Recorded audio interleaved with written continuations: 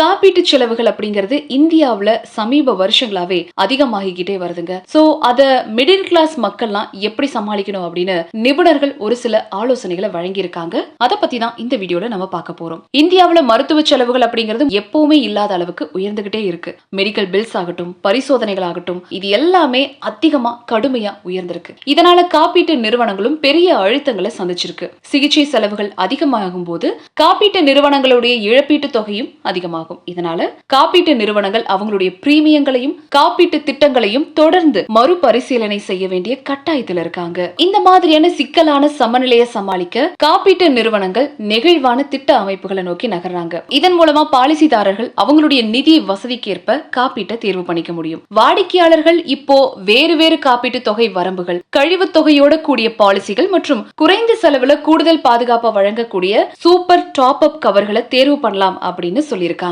இந்த மாதிரியான புதிய திட்டங்கள் மூலமா குடும்பங்கள் பிரீமியத்தை சேமிக்க ஹெல்ப் பண்ணுது. அதே நேரத்துல போதுமான சுகாதார காப்பீட்டை பெறுவதையும் உறுதி செய்து அதிக கழிவு தொகையை தேர்ந்தெடுக்கிறது அல்லது டாப் அப் திட்டங்களை பயன்படுத்துறது மாதிரியான சிறிய வடிவமைப்பு மாற்றங்கள் கூட அதிக பணவீக்க சூழல்ல பிரீமியங்களை மலிவா வச்சிருக்க உதவும் அப்படின்னு நிபுணர்கள் ஆலோசனை கொடுக்கறாங்க. வழக்கமான ஹெல்த் செக்அப் பண்றவங்க, உடற்பயிற்சி இலக்குகளை அடையறவங்க அல்லது டிஜிட்டல் சுகாதார கண்காணிப்பு கருவிகளை பயன்படுத்துறவங்க இப்போ பிரீமியம் தள்ளுபடிகள் அல்லது பாலிசி பலன்களை பெறலாம். இந்த ஆரோக்கியம் சார்ந்த அம்சங்கள் ஆரோக்கியமான வாழ்க்கை முறையை ஊக்குவிக்கிறதோட மட்டும் இல்லாம நீண்ட காலத்துக்கு காப்பீட்டு நிறுவனங்களுடைய இழப்பீட்டு தொகையை குறைக்கவும் உதவும் அப்படின்னு சொல்றாங்க.